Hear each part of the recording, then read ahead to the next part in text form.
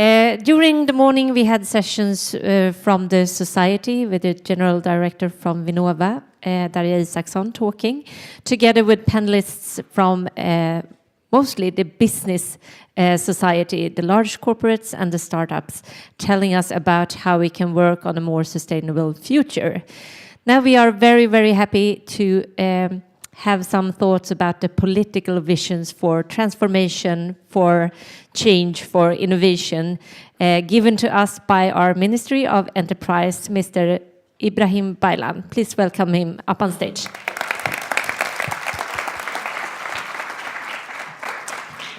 Thank you very much, Lena. This is something that I'm still not used to. Minister for Enterprise. Every time I see it, it's like Minister for USS Enterprise from Star Trek. What is that? Actually, I'm Minister for much more than enterprise, industry, innovation, well, businesses in a broad sense. And it's a very exciting job. I've been at it now for 3 months, still learning. Let me start my introduction by tell you a little bit about myself. I'm somewhere around 47 years, somewhere because where I'm born, contrary to what you're used to in Sweden, you didn't keep up any records of when people were born. So approximately the autumn of 72, so around 47. And the reason was we lived in a society at the time, in a village that was actually still in the beginning of the 1980s, still stuck in the 19th century, actually. It was very primitive. We were farmers and living off what the land grew, in essence.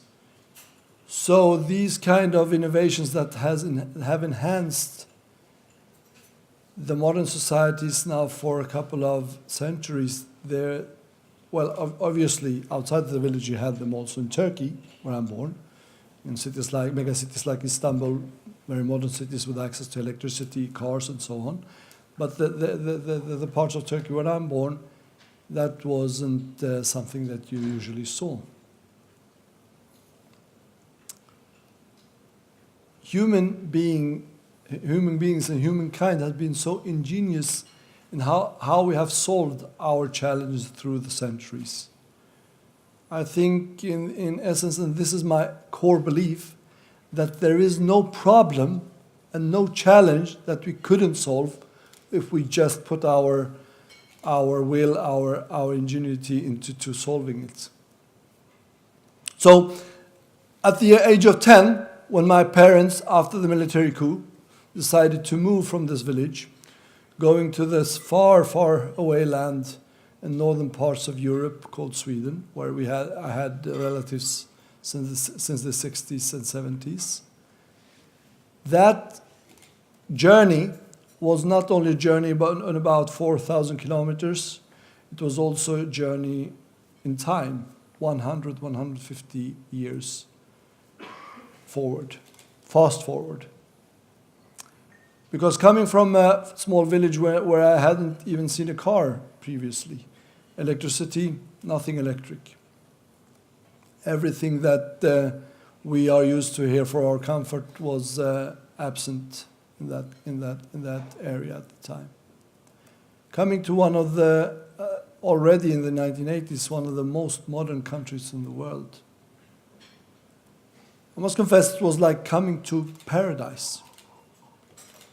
Obviously, coming here in the winter, it was a bit cold. It was snow on the ground. In the midwinter, the sun tends to be down at 3-4 o'clock in the afternoon. So, but you know, going inside, just like we are feeling here, very comfortable. Cold outside, but quite nice inside. You need light, you just push a button. You want to take a shower, you just tap into the heating system and you get it at exact temperature that you would like to have it. And you can do it for a very long time. Very nice. You want to have food from all over the world, you just open the refrigerator and you have it at the tip of your fingers. That's not something that we usually think about in this country, but from my point of view at the time, 10 years old, coming to this fantastic country, it was like coming to paradise. And you know, at the time, Sweden was, as I was saying, one of the most modern welfare societies that you could find, that humankind has ever invented.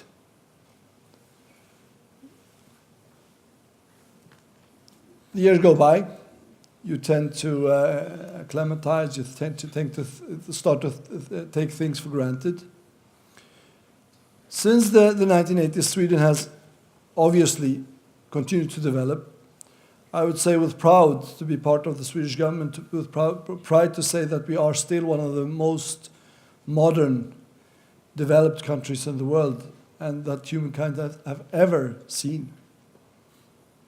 But you know, 35 years on, 36 years on, we can now see that our way of building these kind of societies, successful societies, tremendous societies, humankind couldn't even dream about it a couple of centuries ago. Well, we know that it does have a price, a heavy price, because almost every invention that we have invented for the last centuries, almost all of our breakthroughs have been dependent on fossil energy. For our cars, for our airplanes, for our industries, until the mid-1980s, for heating our water and heating our facilities. And we know that if we continue to do this, we will create problems, not for the planet as we normally say, but for ourselves, for nature, for the environment, for the animals and so on. So we know now that climate change will have such an impact on our way of life, on nature, that we have to do something about that.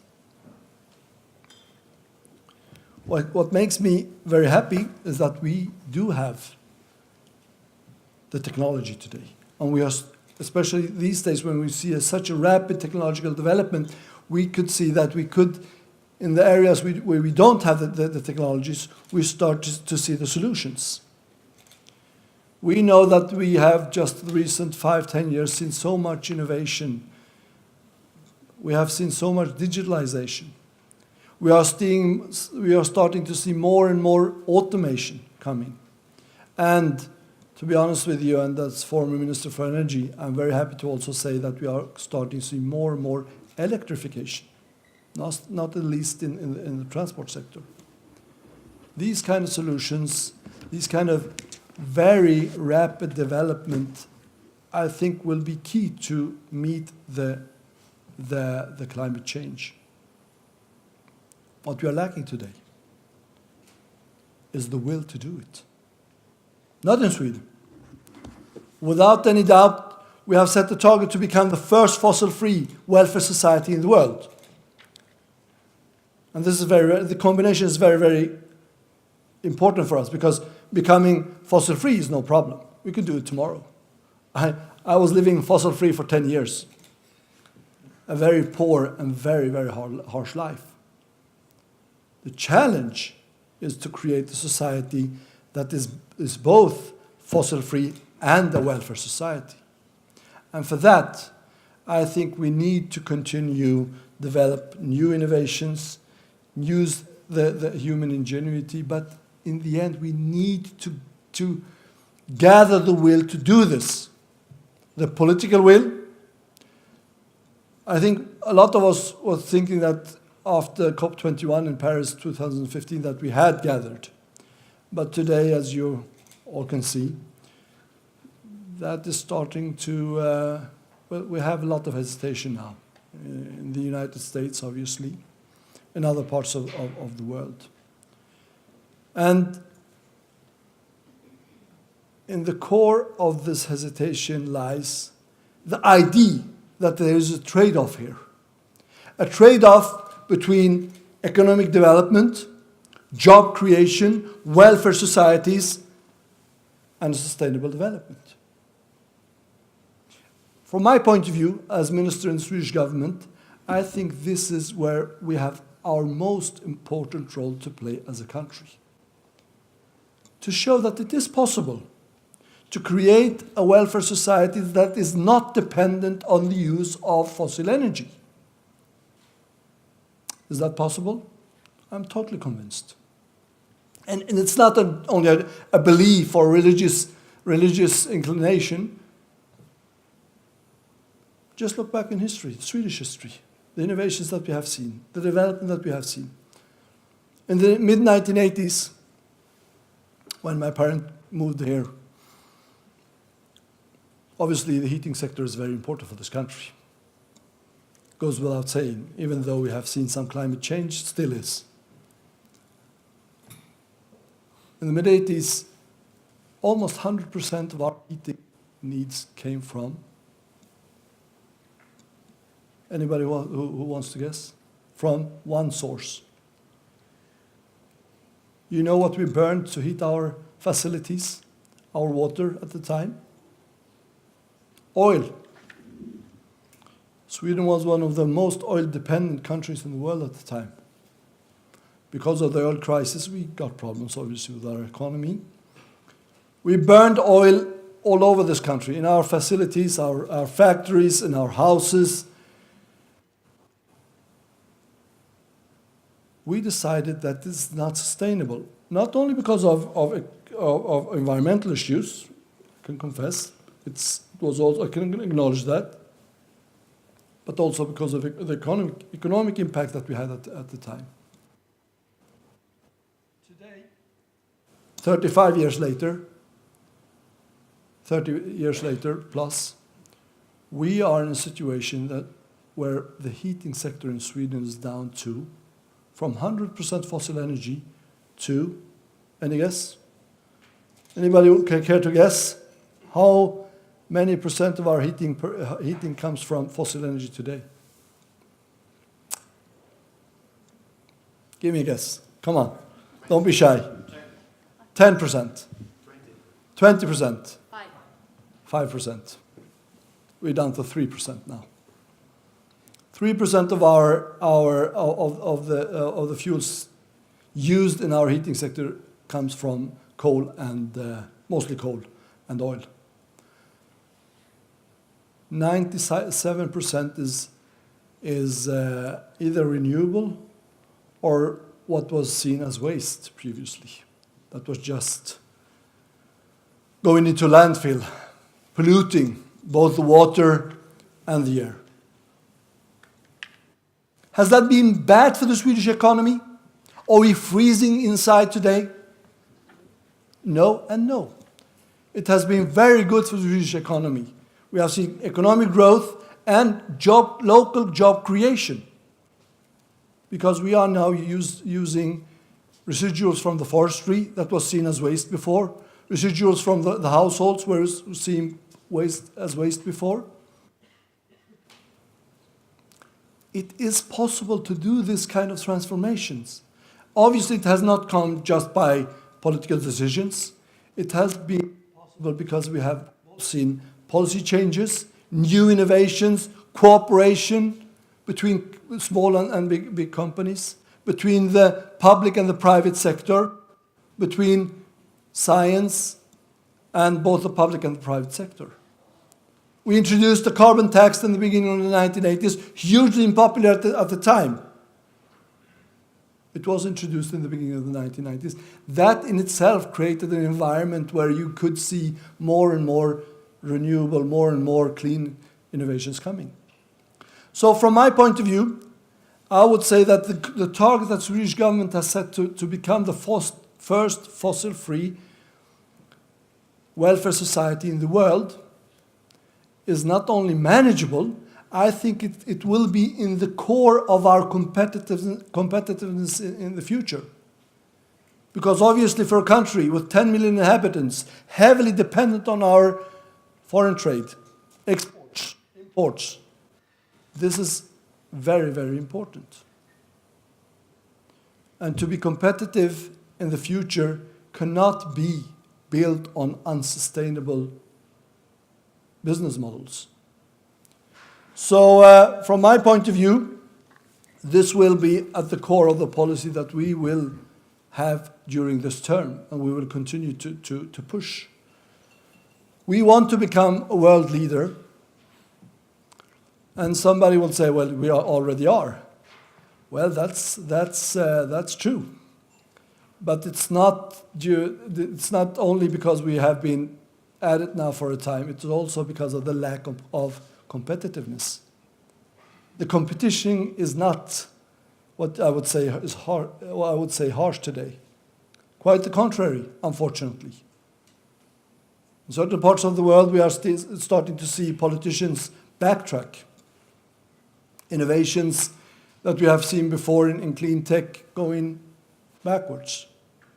So that's one of the reasons why we want to push, is because we want to show that it is possible to combine economic strength, job creation, and welfare society with sustainable development. How will we do it? Well, we will continue to build on the Swedish model. The Swedish model where we have been cooperating, big companies with small companies, big companies, small companies that becomes big, cooperate with the public sector. There are historically very good examples of this. Ericsson, when it comes to 5G today, cooperated a lot with what was called at the time Telia today. New innovations coming in, but they need to commercialize, and this kind of corporations create that situation. Universities, science, with the public sector and the private sector. This close interaction between society, academia, and business community is, I think, also the model for the future. It has served Sweden very well, and I think we will also, when we now face huge challenges, I think this will also be the model to face these challenges and solve these challenges together. That was one of the main targets for me as Minister for Business or Enterprise, USS Enterprise. The second is obviously the tremendous development that we are seeing in the IT sector. Digitalization, AI, will create huge possibilities for our societies. I mean, just imagine this one. Just think about this one. We have, how long? 10, 12 years? 12 years, 2007 it was introduced. I was a student at Umeå University, not in Linköping, Umeå University 1994, when email was introduced. We got our first year. And Umeå University was one of the universities that wanted to be in the forefront, so we all got our own emails. I remember that weekend when I was visiting my parents in one of the suburbs to Stockholm and told them very happily that I got email. And my mother, always understanding, said, "Oh, that's good. What is it?" Well, you can send email, you can mail things to each other. Okay, nobody has it here. Who are you going to mail to? 25 years ago. This was introduced 2007.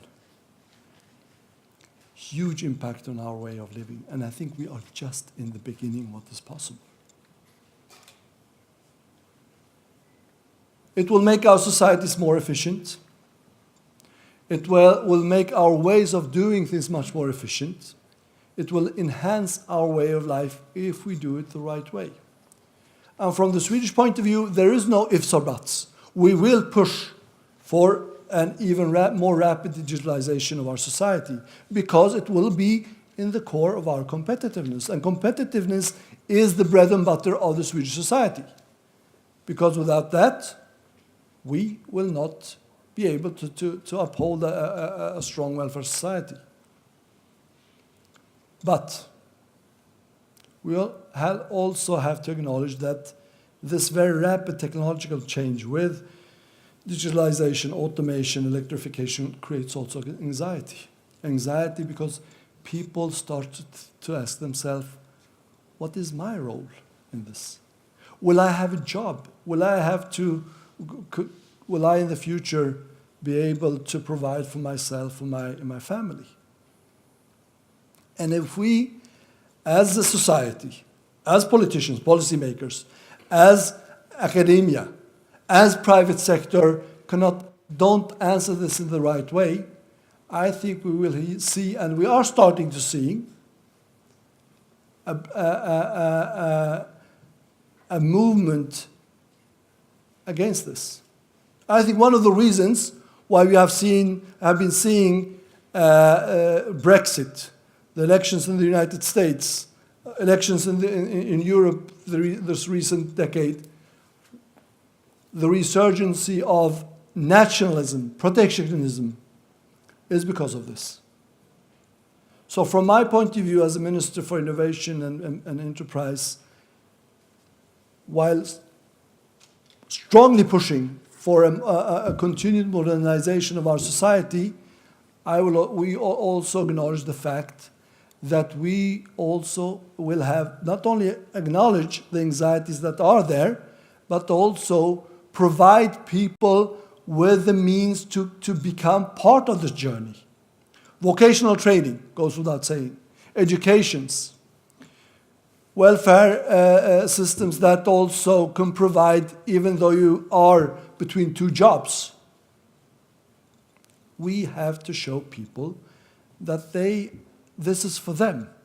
They not only have part in a society that is highly automated, digitalized, or electrified. No, not electrified. You know what I mean.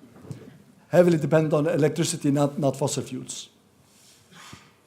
Because otherwise, I think you will start to see, as we have seen historically, people saying, well, I don't want to be part of this. Bring me back to the 50s or 60s. And obviously, if you're a huge country like China or the United States, you can manage for a time. But for a small country like Sweden, 10 million inhabitants, heavily dependent on our competitiveness, our exports, our imports, that will not suffice. So this is also one of the key issues for the Swedish government. So to wrap it up, dear friends, how do you do this? Well, I think cooperation to facilitate innovation, collaboration, and growth. You end up in the science park concept, because you play a very, very crucial role here, because today we are in a situation that is much more complex than it was. And we both as policymakers, private sector, academia, not only need to cooperate even more, but we need also to understand what is happening and how can we benefit from this very rapid change that we are seeing. And how do we do it and at the same time maintain a confidence in the population that this is for their best. It's not only something that we are doing for somebody else. Because in the end, I think that is key for a small country like Sweden to not only be a paradise in the 1980s, but also be a paradise in the world in the 2020s and 2030s. Thank you very much.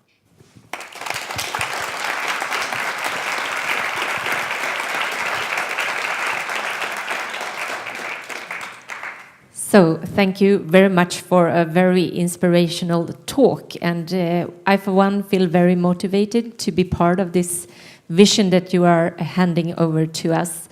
I'm wondering a little bit about you are explaining the vision for Sweden as being part of this international development. What is your opinion on where is Europe? How far have Europe come to become fossil-free? And is this a vision that is shared among the European countries, would you say?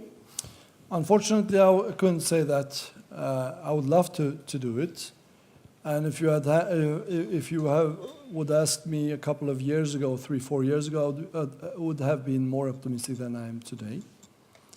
Because at the time, as Minister for Energy, I was very much optimistic about what we're doing with the introduction of cheaper and cheaper renewable energy, storage capacity that is coming now both for the transport sector but also for the electric sector. A key, obviously, if you are solely dependent on renewable energy in the system, you need to have storage of some kind. With introduction of digitalization of the electric sector, smart grids, and so on, I would say that I'm more and more optimistic. And when it comes to technology, when it comes to the innovation, I'm still an optimist. Europe has so much going for it because we are highly developed. We have huge resources, not only economic resources, but also in our academias, in our civil societies. But what I'm seeing more and more also in Europe is this kind of anxiety taking hold of this kind of fear that is also being more and more channelized into politics. In certain countries, we have this trade-off that I was talking about between economic growth, welfare, and sustainability as a core belief in their policy. And that is so 1980s from my point of view. And that is why I'm talking about Sweden as a showcase for showing that this is not the case. We have one of the strongest economic development in Europe today in Sweden. At the same time, we have the highest level of renewable energy. We are number one, even though we are not far from it. We are not satisfied with our position as a climate leader, but we are a leader without any hesitation. This is something that is not, there is no trade-off here. The trade-off will be between being unsustainable and economic growth in the future. I'm totally convinced about that. So I would say no, when it comes to digitalization, obviously because we are a very modern part of the world, we're not that far behind, but we are starting to lag behind the United States and China. I think our idea of China being a part of the world where they copy things will have to change. They're not copying us anymore. They're pushing the development in certain areas. AI, automation, in certain parts renewable energy. So, and the United States goes without saying. Even though you can discuss the politics in the United States for a very long time, you have to acknowledge that in the states, in the private sector, in the academia, you're seeing a tremendous development coming. So I would say, and this is one of the things that we are also doing. We are starting to push for Europe to get a common grip on this, and to push, even though, as I was saying, I can acknowledge that you have to have your population with you, and that will have to be part of the policy. We still have to push. Push with love, I call it. We need to push, we do it with love, and show people that they have a very important role to play also in the future. So today here we are about 10 nations and also people from all over Sweden, from Luleå in the north down to Gothenburg and the south part of Sweden. And we are all working as, you could say, change agents to transform society, be part of this. And as you are describing, in a very exciting time across the globe with political development, but also in a very fast pace of technology development. What could we do to support your visions, and what do you think, like areas of innovation, science and technology, and the science parks and incubators could do to contribute in leading the way? We've been talking today about tech with a purpose, that the purpose is also very important so that we don't emerge technology because we can. What can we do to support a good development? I think you can do all of the above, and I think one of you just pinpointed I think the core issue, purpose. That this is not something that we are doing for a couple of % of the richest people, or for the private sector, or for huge companies that are going very well at the moment, or for states. This is something that we do because they develop our societies to make them even better, more efficient, cleaner. Because in the end, I think, especially in countries like Sweden, you have huge support for doing something about climate change.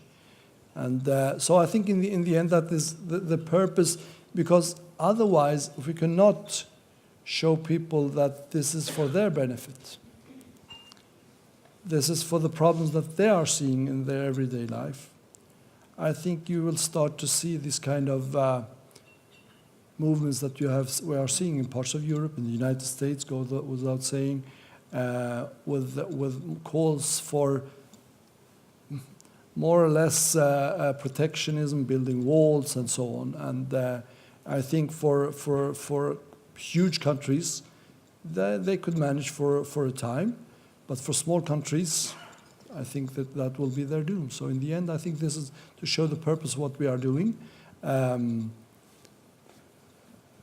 Otherwise, if change becomes something very, very negative, then people start to say no to change. And our history is full of such examples.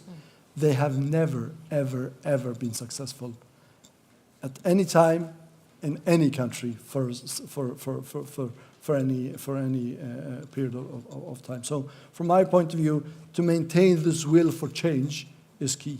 And the purpose is obviously at the core of it. Wonderful. I was very happy to hear that you were stressing the importance of working together between business, academia and society, which we have done in broader parts of Europe for a very long time.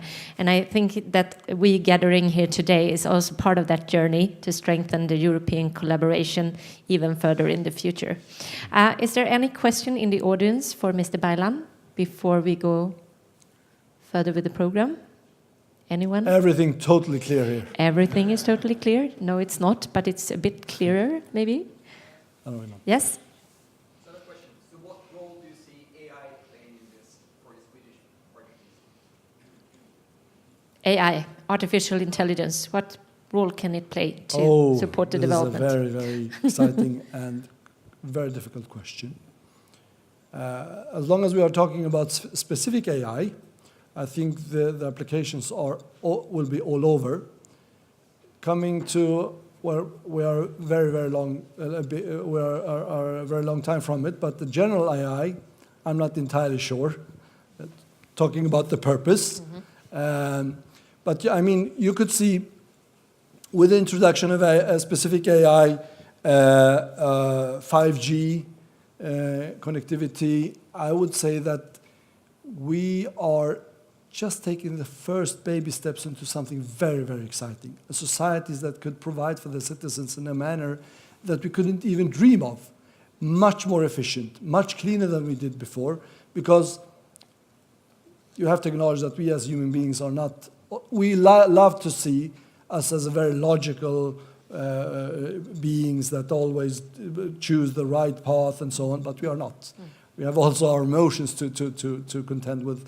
So I would say that AI will play a role in every part of our society, in the transport sector, in the industry, in the household sector. So I would say that from my point of view, there is no sector where I would say, no, we don't want to have AI, or specific AI as part of our society. So I would say that we have to embrace it, but do it in a way that people also understand. How will I benefit from it? Otherwise, if it's only now you will be without job. Good luck. I think then you will lose people He's an AI expert. I forgot to mention. He looks very happy when you are saying there's no part of society not having AI. Technologically very optimistic. Yeah. So we have a question from Mr. Baltuki. Yes. I'm coming back to Europe. I'm from France. Yeah. I'd like to know if you are a newcomer among the Ministry of Innovation and Enterprise in Europe. So what is your opinion of the chance of success regarding the deep technology policy in Europe, fostering an enterprise, and it's probably go through a very strong and ambitious investment policy for small startup and scale-up enterprise, and we are really, I think this kind of policy is really missing in Europe. It is. It's not at the same level as the potential of our research and our smart young enterprise. So probably you have, as you are in the job just for 3 months, you are full of hope and of energy to convince your colleagues. Thank you very much for that question. A very important one. No, I would say that even though I'm new at this ministry, I've been in politics for a very long time now, young as I am. Actually, I have already had the opportunity to meet both with the German government, spoken with the European Commission, and also had the opportunity to meet with the French government. We have now a collaboration between Sweden, Germany, and France that is very exciting when it comes to innovation policies, industry policies. And I think we are agreed to push now for Europe, especially with the new term now soon to start, to push for Europe to invest heavily in innovation policies, in new tech, in startups. What we still discuss, I would say, especially between us and especially Germany, is when doing this, the European policy should not be protectionism, as we are seeing in somewhat in the United States and in China. Because in the end, you cannot combat protectionism with more protectionism. And from our point of view, protectionism, building walls, tariffs, and so on, we have been at it for a couple of centuries. It has not been that successful. Why being at it now for another decade or two? So we have a collaboration. I have already been meeting with my colleagues in Germany and France, and hopefully we'll have more meetings and also enhance our cooperation with these two countries, because even though we are a small country compared with France and Germany, obviously, we still, as world leader and as a European leader for innovation, we can contribute with our experiences and our way of doing things, this more open way of doing things that has been very successful. So hopefully we will also have an impact on the European Union. My experience as Minister for Energy was when France, Sweden, and Germany worked together in that area. We had a huge impact on the European policies, and hopefully we will also have it in this area. Sounds great. We have a question from the startup here, XM Reality and Marzin. I have a question about the innovation collaboration. You launched the agency DIG, Digital Solutions. Unfortunately, even though I am very, very young, I don't hear what you're saying. My ears are not what they used used to be. You can use the microphone. He's very young, but he doesn't hear that well. What did you say? You've launched DIG, Myndigheten för digital förvaltning, as an incubator innovation center for companies and new technologies in Sweden.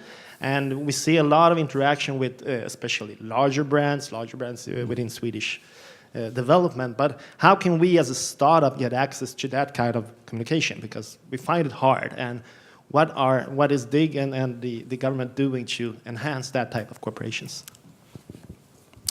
Well, as I was mentioning, 3 months in the job, my experience from previously when